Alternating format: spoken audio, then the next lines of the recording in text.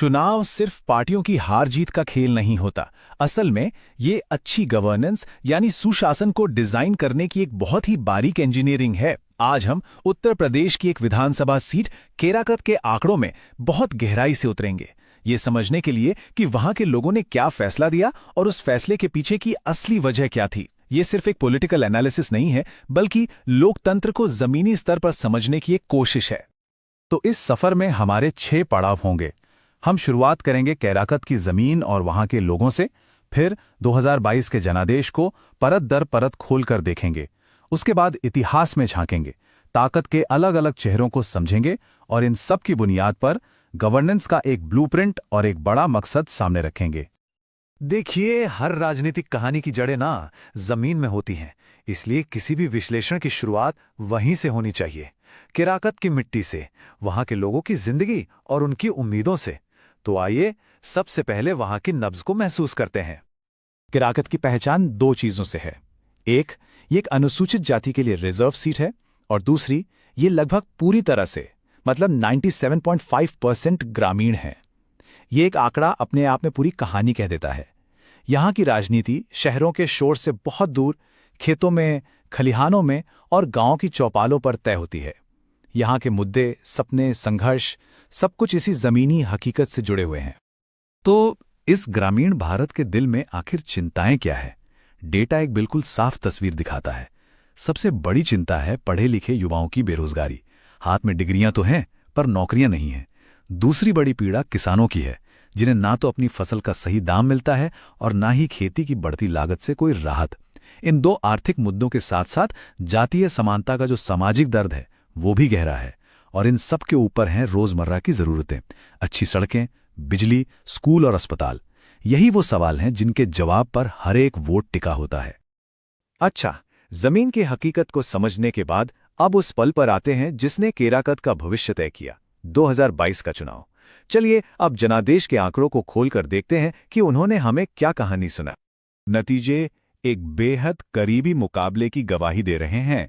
Samajwadi party को मिले 39.13% vote और भारतीय जनता पार्टी को 35.04%। मतलब यहां कोई एक तरफा लहर नहीं थी। ये एक ऐसी लड़ाई थी जहां जीत और हार का फासला बहुत ही मामूली था। हर एक वोट की कीमत थी। और जीत हार का फैसला सिर्फ 9,844 वोटों से हुआ। सोचिए, 4 लाख से ज्यादा वोटरों वाली एक सीट पर 10,000 से भी कम वोटों ने नतीजा तय कर दिया। ये हमें याद दिलाता है कि लोकतंत्र में मार्जिन कितने नाजुक हो सकते हैं। ये जो 4.1% का मार्जिन है, ये सिर्फ एक आंकड़ा नहीं है, ये एक रणनीतिक चेतावनी है। विश्लेषण इसे एक कमजोर जनादेश मानता है। इसका सीधा मतलब ये है कि हवा का जरा सा भी रुख बदला तो नतीजा पलट सकता है। भविष्य में अगर एक स्थिर जीत चाहिए तो इस अंतर को बढ़ाने के बारे में सोचना होगा। कोई भी चुनाव कहानी का सिर्फ एक पन्ना होता है। पूरी कहानी समझने के लिए हमें इतिहास को देखना पड़ता है। केराकत के राजनीतिक मिजाज में कौन से पुराने पैटर्न और कौन सी धाराएं बह रही हैं, चलिए देखते हैं। और यहीं पर एक बात समझना जरूरी है, हमारे संविधान के मूल्य। हर नागरिक को सम्मान के साथ जीने और अपनी बात जिम्मेदारी से रखने का अधिकार है। ये विश्लेषण इसी गरिमा को ध्यान में रखकर किया गया है। ये टाइमलाइन साफ दिखाती है कि केराकत की राजनीतिक जमीन कितनी फिसलन भरी है। ये किसी एक पार्टी का गढ़ नहीं रहा है। जनादेश एक पेंडुलम की तरह कभी बीजेपी, कभी सपा तो कभी बीएसपी के बीच झूलता रहा है। ये इस बात का साफ संकेत है कि केराकत के वोटर वफादार नहीं बल्कि समझदार हैं।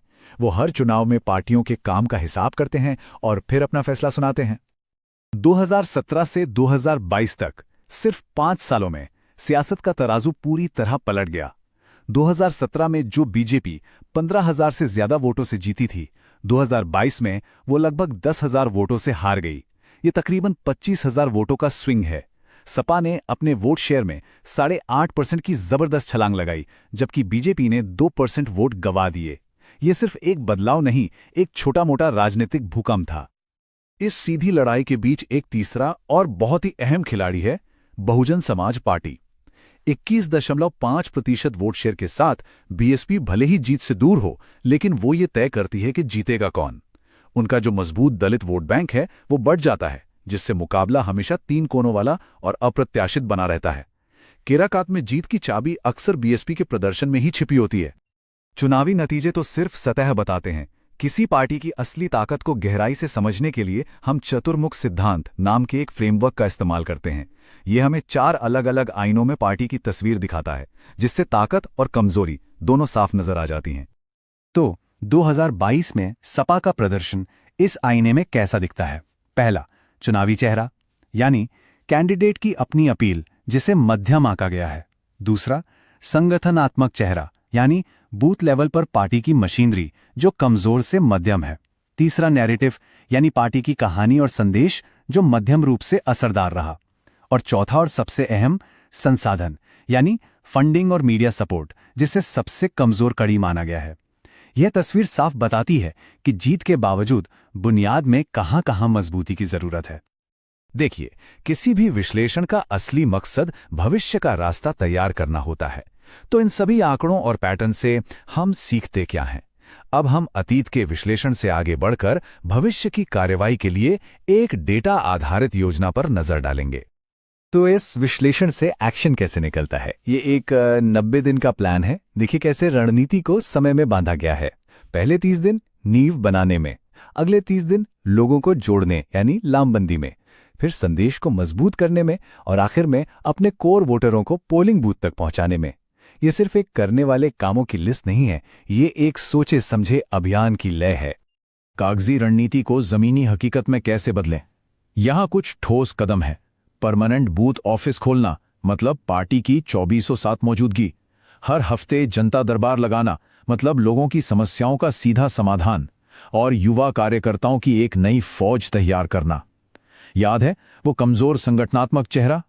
ये कदम सीधे उसी कमजोरी को दूर करने के लिए हैं। जमीन के साथ साथ डिजिटल दुनिया में भी अपनी पहुंच बनाना जरूरी है, स्थानीय बोली में वीडियो और लोकल चेहरों के साथ। लेकिन यहां एक बहुत जरूरी नियम है। भारत का नया डेटा प्राइवेसी कानून ये साफ कहता है कि आप किसी भी नागरिक से उनकी सहमति के बिना संपर्क नहीं कर सकते। उनकी निजता का सम्मान करना अब सिर्फ एक अच्छी बात नहीं, बल्कि कानूनी तौर पर अनिवार्य है, और यही विश्वास की पहली सीढ़ी है। अब हम इस विश्लेषण के आखिरी और सबसे महत्वपूर्ण हिस्से पर आते हैं। रणनीति, डेटा और चुनाव अभियानों से परे इन सब का असली मकसद क्या है? ये नेतृत्व और शासन के बड़े दर्शन के बारे में है। अंत में ये पूरा विश्लेषण एक विचार पर आकर टिकता है कि कोई भी सार्वजनिक पद कोई सिंहासन नहीं है, बल्कि जनता के साथ एक सेवा का अनुबंध है, अ कॉन्ट्रैक्ट ऑफ सर्विस। ये एक वादा है, एक जिम्मेदारी है कि आप लोगों की जरूरतों को सुनेंगे, उन्हें पूरा करेंगे और हर कदम पर जवाबदेह रहेंगे। जब ये सोच नेतृत्व का आधार बनती है, तब राजनीति जनसेवा का रूप ले लेती है। तो हम आपको इस एक सवाल के साथ छोड़े जाते हैं। जनता का विश्वास असल में कैसे जीता जाता है? क्या ये चुनावी वादों के शोर से जीता जाता है, या फिर 5 साल की लगातार सेवा, जमीन पर किए गए काम और लोगों की समस्याओं को सुलझाने की सच्ची लगन से? इस सवाल का जवाब ही असली सुशासन के बुनियाद है। अगर आप एक जन केंद्रित नेता बनना चाहते हैं और अपने क्षेत्र को ऊपर उठाना चाहते हैं, तो blueprintstrategies.ai से mgr@blueprintstrategies.ai पर संपर्क करें या 0800 420 401 602 पर कॉल करें। राजनीति से परे एक उद्देश्य।